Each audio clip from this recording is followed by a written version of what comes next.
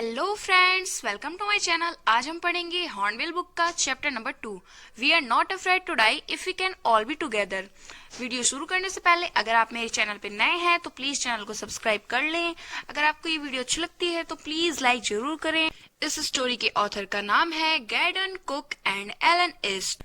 इस स्टोरी को समझने से पहले हमें इसके मेन कैरेक्टर्स का नाम जान लेना चाहिए। सबसे पहले है ऑथर, फिर उनकी वाइफ मैरी, फिर उनके बेटे जोनाथन जो 6 साल का है और उनकी बेटी सुजैन जो 7 साल की है, लैरी विगल जो अमेरिकन क्रूमैन है और हर सैगलर जो स्विस क्रूमैन है। स्टोरी के स्टार्टिंग में ऑथर बताते हैं जुलाई 1976 से वो अपनी वाइफ और अपने बेटे और बेटी के साथ जेम्स कुक की जर्नी को डुप्लीकेट करने के लिए निकले थे, जो उनसे 200 साल पहले ही इस जर्नी को कंप्लीट कर चुके थे। वो उन्हें कॉपी करना चाहते हैं। ऑथर का सपना है कि वो भी कैप्टन जेम्स कुक की तरह पूरे वर्ल्ड का एक राउंड लगा सके बोट से।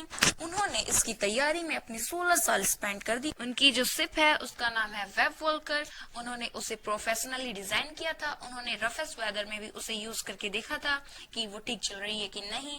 वो बताते हैं उनकी 1,50,000 किलोमीटर की जो जर्नी थी वो आसानी से बीत गई। उनमें उन्हें कोई दिक्कत नहीं हुई। जब वो साउथ इंडियन ओशन से गुजर रहे होते हैं तो वो देखते हैं मौसम दिन पे दिन खराब होता जा रहा है, पर उनकी परेशानी का कारण मौसम नहीं था बल्कि वो लहरें थी जिनकी आवाजों से उनके कान में दर्द होने लगा था। जो लहरें थी वो आगे बढ़ने पे और बढ़ती जा रही थी। वो देखते हैं कि 2 हफ्ते बाद उन लहरों का आकार और बड़ा होने लगा।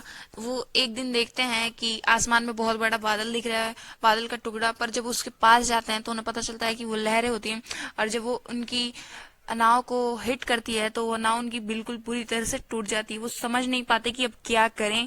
उनको लगता है कि अब ये लास्ट टाइम उनका, वो नहीं बचने वाले।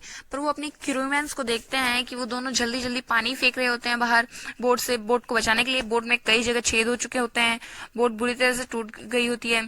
फिर ऑथर भी उनकी मदद करना सोचते हैं और वो जल्दी से हैमर लाके वहां पे बोट को रिपेयर करने लगते हैं। फिर वो जब सोचता है कि पानी निकालने में बहुत टाइम लगेगा, हम डूब भी सकते हैं, उनको याद आता है कि उनके पास 2 पंप भी है जिससे वो पानी को आसानी से बाहर फेंक सकते हैं।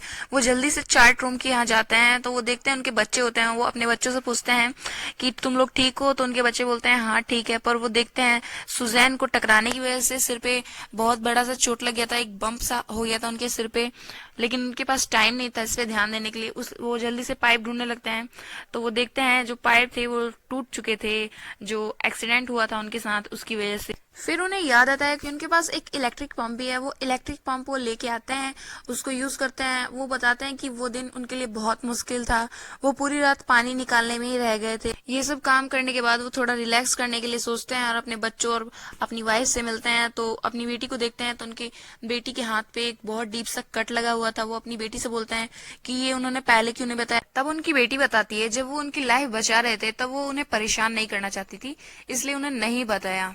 ऑथर सोचते हैं कि उनकी बेटी सिर्फ 7 साल की है फिर भी वो उतनी समझदार है। फिर वो अपने काम पे लग जाते हैं। उन्हें देखते हैं कि शिप में एक बड़ा सा होल है जिसकी वजह से पानी लगातार अंदर आए जा रहा है। थोड़ी देर बाद उनका बेटा उनके पास आता है और ऑथर से बोलता है कि पापा क्या हम बच पाएंगे। तो ऑथर कहते हैं मैं अपना बेस्ट करने की कोशिश कर रहा हूँ। फिर उनका बेटा बोलता है अगर हम नहीं भी बच पाए तो पापा कोई बात नहीं, we are not afraid to die if we can all be together. Means कि अगर हम सभी साथ हैं, मेरे मम्मी पापा मेरी बहन, तो हमें कोई डर नहीं है मरने से। ये सब सुनकर ऑथर सोचता है उनके बच्चे कितने समझदार हो गए हैं। आगे वो बताते हैं कि उनकी वाइफ को 2 हफ्ते बाद कुछ खाने के लिए मिला। थोड़े कुकीज थे जो उन्हें मिल पाए थे। उन्होंने इतने दिनों से कुछ नहीं खाया था। उसी दिन वो कुकीज खा के थोड़ा सा रिलैक्स कर सके थे। वो बताते हैं ये रिलैक्स का टाइम ज्यादा देर तक नहीं था क्योंकि उन्हें फिर मौसम खराब होता हुआ दिख रहा था।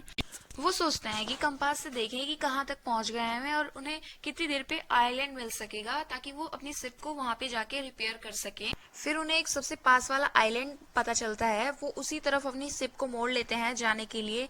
वो जब पहुंचने वाले होते हैं उन्हें पता होता है कि वो 5 बजे तक उस शिप पे आइलैंड पे पहुंच जाएंगे। पर जब उनकी नींद खुलती है वो देखते हैं कि 6 बज चुके हैं। वो सोचते हैं कि उन्होंने आइलैंड मिस कर ये देख के ऑथर बहुत दुखी हो जाते हैं। वो सोचते हैं उनके फैमिली मेंबर्स उन पे इतना ट्रस्ट करते हैं, फिर भी वो उन्हें नहीं बचा पाए। थोड़ी देर बाद उनके बच्चे आते हैं उनके पास और हक करते हैं और बोलते हैं, डैड आप इस दुनिया के सबसे अच्छे डैड हैं। ये सुन के ऑथर चौंक जाते हैं। फिर उनकी बेटी होती है, वो बताती है कि पापा आपने वो आइलैंड ढूंढ लिया और हम वहाँ पे पहुंचने वाले हैं बहुत जल्दी। ये सुन के ऑथर बहुत खुश हो जाते हैं और जल्दी से बाहर जाके देखते हैं। वो बोलते हैं कि वो उनकी जिंदगी का सबसे अच्छा आइलैंड और सबसे खूबसूरत आइलैंड। उस आइलैंड पे बहुत ही कम वेजिटेशन थी, बट उनका सबसे ब्यूटीफुल और सबसे बेस्ट आइलैंड वही था। वो बताते हैं कि वहां पहुंच के उन्होंने अपनी शिप को रिपेयर किया और आगे की जर्नी स्टार्ट की। आगे वो बताते हैं कि उनकी बेटी सुजैनी के सिर पे जो चोट लगी थी वो 9 छोटे ऑपरेशन के बाद ठीक हुआ था। वो आगे कहते हैं कि उनके बच्चों की वजह से वो सेफली वहां पे पहुंच पाए, क्योंकि उनके बच्चों ने उन्हें गाइड किया था। उनकी बेटी और उनके बेटा जो मौत से नहीं डरता है। इसी के साथ ये स्टोरी खत्म होती है। अगर आपको ये स्टोरी अच्छी लगी हो तो प्लीज़ लाइक ज़रूर करें। अगर आप हमारे चैनल पर नए हैं तो प्लीज़ सब्सक्राइब करें और अपने फ्रेंड्स के साथ इसे शेयर करें। Thanks for watching.